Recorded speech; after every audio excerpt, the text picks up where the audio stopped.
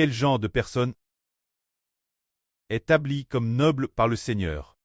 Il y a environ 5 jours, pendant que le frère Ashbert faisait sa sieste. Là, sur Jaouan a dit Ashbert, prie le précleste, pour que Ashbert puisse recevoir la révélation du précleste. Puis, pendant la sieste de Ashbert, après un moment, le Seigneur a dit ceci.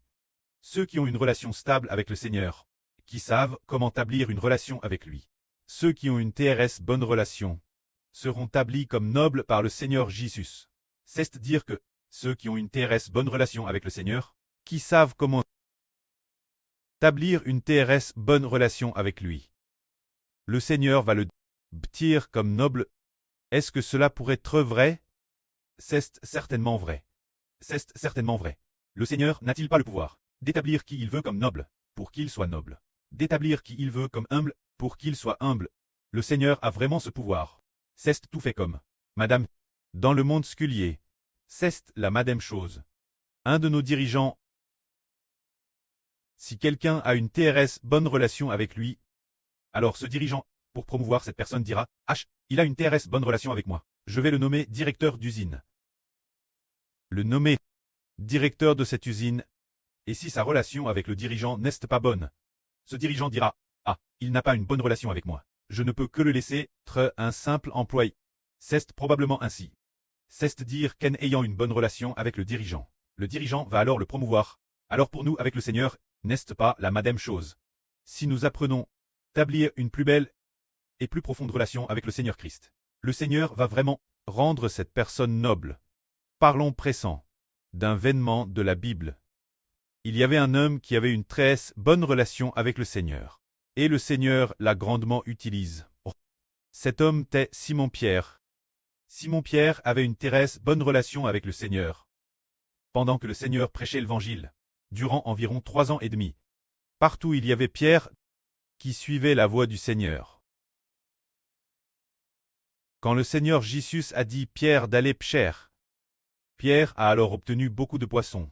Lorsqu'il y a eu des poissons pour 2 barques, Pierre s'est agenouillé devant le Seigneur, en disant, Seigneur, loignez-toi de moi, car je suis un homme pécheur.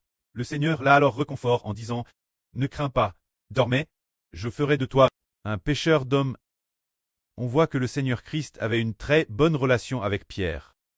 Quand And a amène Simon, celui qui a plus tard été renommé par le Seigneur. Simon appelle Pierre, quand il a amène Pierre devant le Seigneur lui a dit, tu es Simon, fils de Jean. Tu seras appelé Face, ce qui signifie Pierre. Le Seigneur lui a directement changé son nom en Pierre, lors de la dernière nuit. Pierre à Madame jure en disant, Madame, si tous t'abandonnent, moi je ne t'abandonnerai jamais. Pierre a encore dit, je veux mourir avec toi. Aller avec toi au jour des morts. Pierre à Madame dit au Seigneur qu'il était prêt à mourir avec lui. On voit que Pierre aimait beaucoup le Seigneur. Mais cette nuit, Pierre a pourtant renié le Seigneur 3 fois.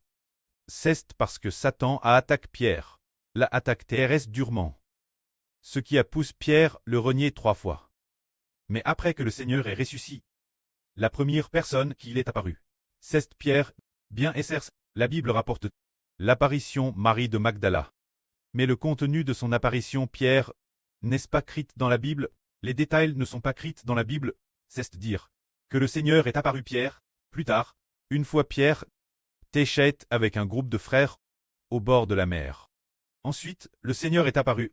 Pendant qu'ils prenaient le petit déjeuner ensemble, le Seigneur a demandé Pierre, Simon, fils de Jean, m'aimes-tu?